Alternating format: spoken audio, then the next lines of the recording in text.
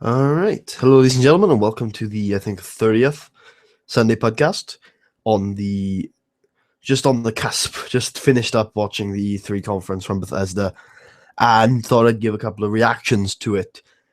First of all, I think the most important thing is the release date that they announced at the end of the conference. Unfortunately, it's the 10th of November this year.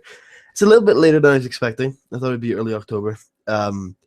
It's 5 months away, which is a little disappointing again. But at the end of the day, we knew it was going to be somewhere around there, somewhere around last quarter release. So it's not that surprising. They went with the 1-1-1 theme. They're addicted to that kind of thing. Back when they released Skyrim, it was the 11th of the 11th, 2011. So yeah, whatever. Same game studio, I guess, which is something that really if I want to talk about my general thoughts tonight about the conference in general, what really struck me about Bethesda Game Studios really is that it's Bethesda Game Studios. It's a company, one single development house.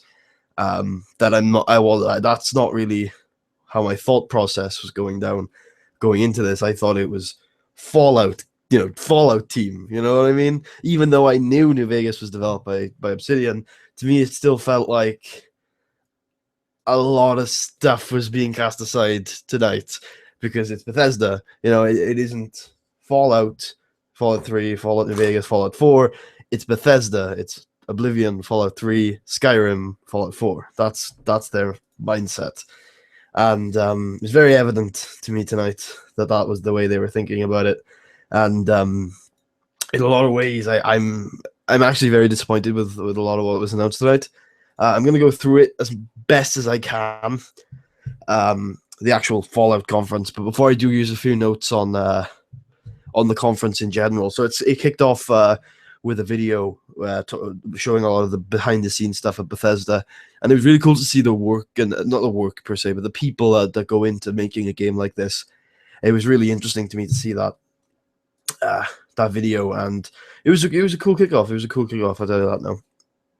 Now, they moved on and they started talking about certain games like Doom and Dishonored Definitive Edition, some additional content for Elder Scrolls Online. I was half paying attention to it. I think they announced Dishonored 2, but I didn't notice. So I don't know. I don't know whether that's any indicative statement, but I did not notice until after the conference was finished that they had announced it. So two things they did announce that I like to talk about are the Elder Scrolls Legends and Bethesda Net. The Elder Scrolls Legends is a card game, strategy card game, I guess, as Pete Hines was calling it, and yeah, so a strategy card game. The first thing I thought was that's probably a really good idea.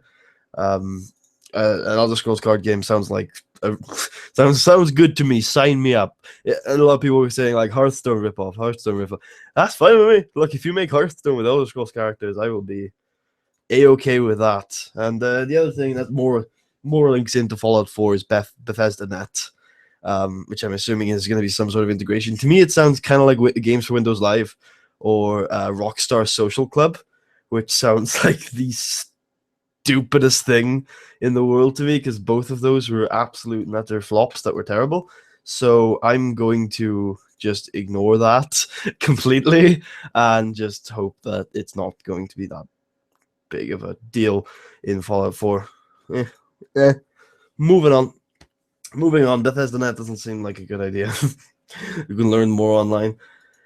Anyway, Fallout 4. So it started off with, what did the actual Fallout 4 conference start with? Because we know where, I think they introduced Todd Howard, obviously came on to start doing a demo. Good guy for talking. Good choice probably to do the demo. And first of all, he talked about the start of the game. So it's now confirmed that the start of the game is pre-war, pre the bombs, and you get to create your character. And for a second there, I really thought it was going to be male only, but it wasn't. You can create a female as well. You actually have to create both characters because you can pick one of them to play. Anyway, yeah. So it's pre-war. There's some pre-war stuff in the intro, and your character is voiced. I don't know what kind of voice customization you're gonna get, but I think to a lot of Fallout fans that's a big disappointment. The voice system, it was shown off a little bit. Not the like dialogue selection system. It's very much Deus Ex, perhaps more so Bioware games like Mass Effect and Dragon Age, very reminiscent of them. And it's something that makes me shudder a little bit because this is Fallout. But yeah, well, like we'll have to see when the game comes out and we get more information about it. But it doesn't look promising to me. It doesn't fill me with joy to see something like that going down. Whatever. Like it happens. We knew we had a good strong feeling that that was gonna go down, didn't we? So we've just got to suck it up and we've got to believe that it's going to be all right. But a lot in this trailer, actually, a lot in this demo, sorry, worried me. So we'll move on. We'll move on. There was one really good thing though later on that's almost saved the entire game for me. They announced a companion app which can be used with a Pip-Boy, the actual real life Pip-Boy, which is kind of cool. That's pretty cool. But they also announced not a companion app, but a different game that got released tonight. It might be on Apple Store only. I'll check my phone afterwards to see if it's on my phone. If it's on Android, I doubt it is. They were very Apple centric when they were talking about it, so I doubt it. But fingers crossed. Fingers crossed. I can give it a go. But yeah, don't really care. It's a mobile game. It's a good mobile game, by the looks of things, but it's still a mobile game. They said that they were trying to create a game that would work best on phones, and I'm afraid I still think that would have been better on PC. Just me? Okay. Yeah, disliked the idea of that. But what are you gonna do? Moving on to more things they were talking about the game. Anything else? Move on. A lot of what like actually something I should mention now is that they almost completely disregarded New Vegas. A lot of the talking, like they were saying the last Fallout game was Fallout 3, and that worries me from a design philosophy standpoint because it makes me think that they said they started designing it in 2009, which also worries me from a design standpoint because, in my opinion, in a lot of ways, Fallout New Vegas is the superior game. And so if they're not looking at the mistakes they made in 3 and the improvements that New Vegas that made to the whole experience, then that worries me because Fallout 4 shouldn't be worse than New Vegas. It should be every game in the series is better than the last.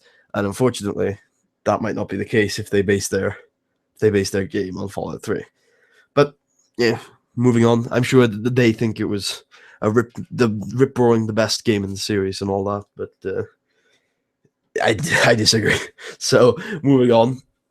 To me it's the worst game in the series. Well, not the worst game in the series, but it's definitely worth building on the New Vegas improvements. But it does worry me that they're just completely disregarding New Vegas as an entry in the franchise by the looks of things. Hopefully that doesn't completely translate into the game. But again, we are 5 months away from release. Very little information we know about the game. So hopefully we'll get a lot more information about that in the coming months as my internet starts to screw up. Wow, Google Hangout, you use a lot of processing power. Oh, it's a lot of processing power. Okie dokie then. Moving on to the crafting and building system that they announced. It seems awesome. Let's not lie. Let me not fool you. I think that's one of the most interesting things of the whole conference was this. So for those of you who haven't watched it yet, they announced that there would be a building system where you can craft like world items. We're not just talking about I'm not responding. You should still be able to hear me. We're not just talking about weapons and armor here. We're talking about literal like houses and doors and other things like that are completely world.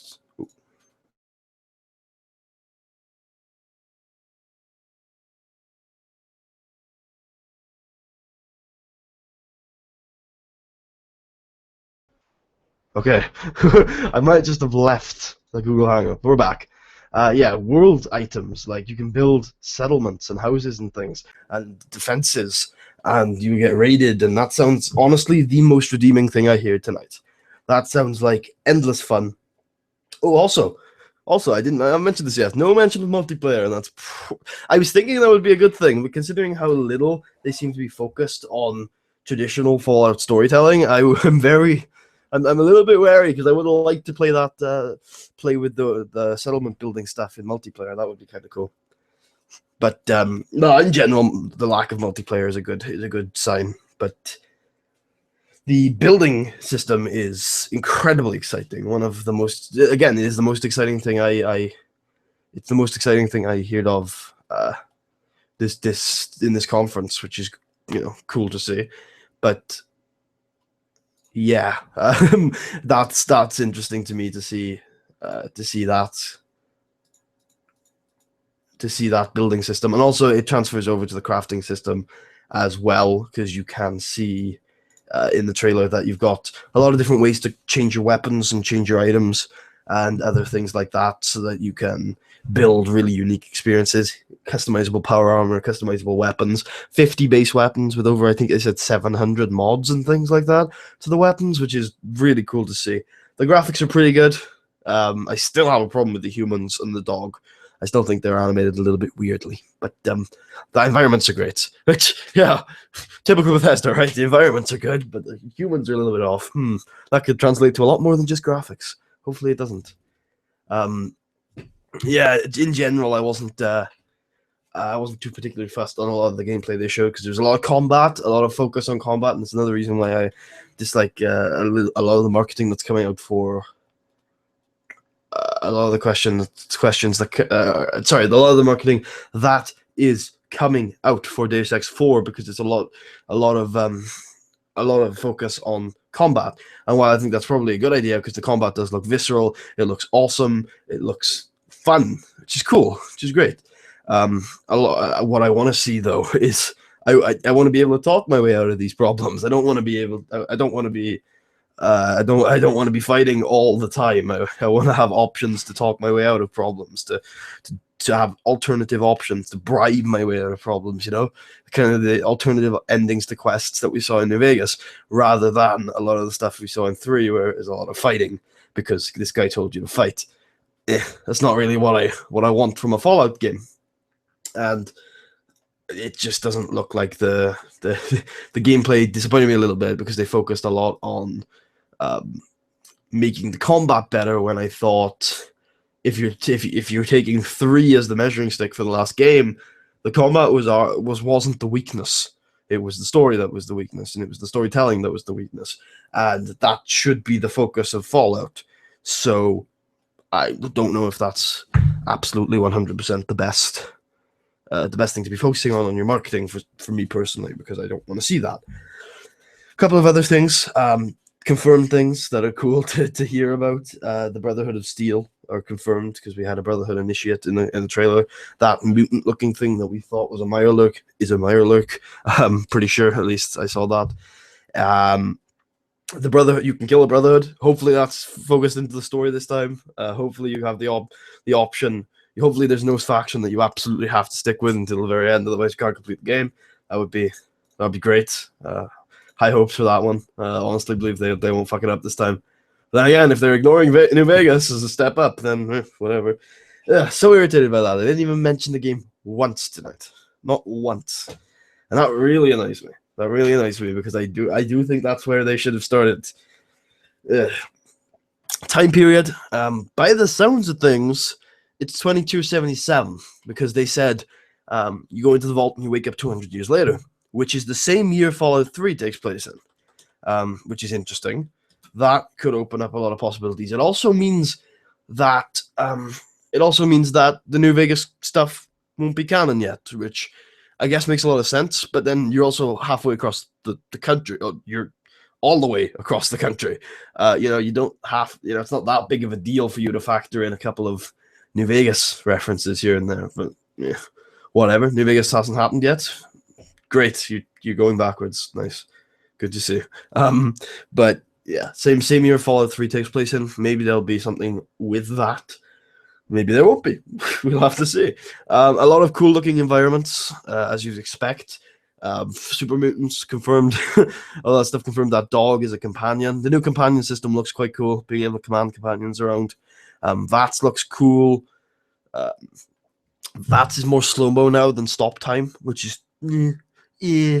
It also looks a little different, so I'm a little iffy about it. The Pip-Boy's fine. I had some worries about it when I first saw it in the trailer, but it's absolutely fine. The Pip-Boy has no. I have no issues with the new Pip-Boy. Even without a glove, it looks like a Pip-Boy. It doesn't look that much more friendly in terms of interface, which is what a lot of people wanted. But at the end of the day, I'm on PC. I can mod that interface whenever somebody comes up with it. Darnified UI was a great mod on PC for New Vegas and 3. I'll probably use it again. It don't look fantastic. The conversation system looks a little console centric. And that's one of the things where on PC for 3 and New Vegas, it was a lot better because you could just scroll through a bunch of options, whereas on console, maybe it would be a little bit more lumbering. Whereas, I don't know, it just looks like, because now you can only have 4 conversation options at max, I guess, because they're doing it on the console buttons, the A, B, Y, and X, and the triangle, square, X, and circle. Those things. Yeah. So you apparently only have 4 conversation options at a time now, which is not that bad, but still bad. Apparently you can just walk away from talking whenever now. Okay. We'll have to see how that plays out. I didn't love it in Skyrim, but it doesn't strike me as a Fallout conversation system. I'm very stickler for tradition, especially in my favorite game series of all time, which is Fallout, to have traditional stuff going on. And they changed the look of Nuka-Cola. They've given us a voiced protagonist, and they've given us a new weird-looking conversation system. The UI is different and not really Fallout-esque in many ways. There's just a lot of changes to the basic Fallout formula, which in the end of the day is not a bad thing. Innovation is not the worst thing in the world. I just don't trust Bethesda to do it with my favorite franchise of all time, because Bethesda have yet to make a Fallout game that I like. They've made one, and I think it wasn't very good compared to the other 3.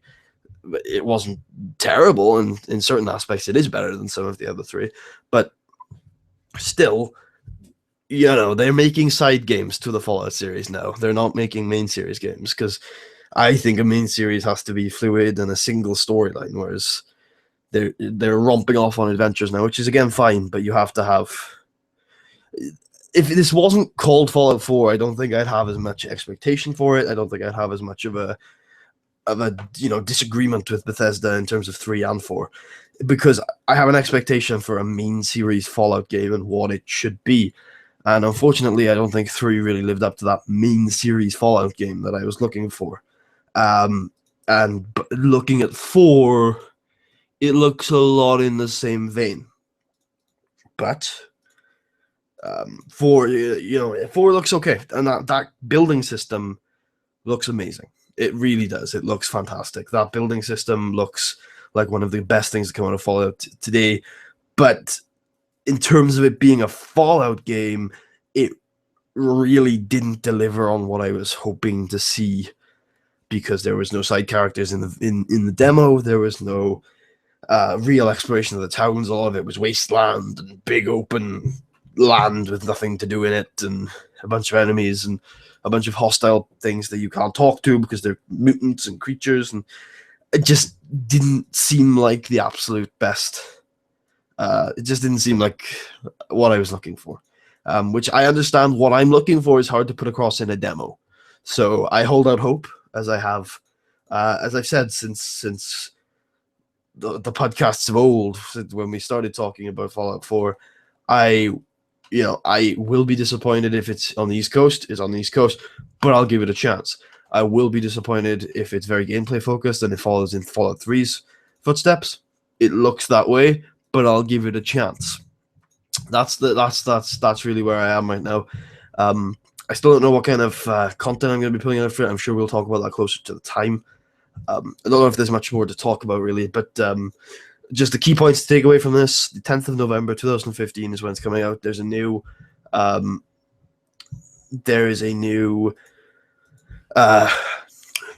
version of it a new version of Fallout 4, which comes with a Pip-Boy, a proper Pip-Boy, which seems like awesome. And there's also an app when the game comes out for your phone that you can put in this Pip-Boy to make it into a proper Pip-Boy, which is freaking awesome, by the way. It's just the funniest. If it's reasonably priced, I'm going to buy it, even though I've already pre-ordered Fallout 4. Yeah, and also Fallout 4 is set in Boston. They've confirmed it. And there's a new building system. They're very combat focused with a crafting system. There is a dog. See, he was named Dog in the beginning, but later on in the demo, he was named Dogmeat. So I have a feeling you can probably name the dog, which is kind of cool. We didn't see any other companions, which again is disappointing because as great as the dog is for a post-apocalyptic setting, my favorite parts of certain Fallout games have always been the human companions you meet and journey with and grow attached to. But I'm sure, once again, more information will come with time. We were promised a lot today, and I was not particularly pleased with what was given. And if they had said the game is out next week, I would have been super hyped. But it's 5 months from now that they're actually going to be releasing it, which is to be expected, but still leaves me a little bit sour. Still leaves me not excited about the game right now in any real way. I want to get my hands on it to try it, but I'm very worried. But I have my fallback. I know that if this game isn't very good, then it's fine because this is. I'll hand in my Fallout fan card as it is, as it was, and I'll say, look. This was a great franchise back in the day, but now Bethesda have their hands on it, and it's not very good. But we'll see. Hard to judge a game from what we've seen. Hope you guys enjoyed the Sunday podcast for the 14th, 15th of June 2015. I'll be back next week. Actually, I'll probably be back midweek with Money in the Bank coverage. I also tried to keep an eye on that tonight. That was dodgy. But a second watch will probably give me a little bit more to talk about. So we will be back tomorrow, today, next week, whenever it is that I decide to talk about Money in the Bank, to talk about that. Overall impressions of the Fallout 4 E3 conference? Meh. Stay classy, Suplex City, bitch.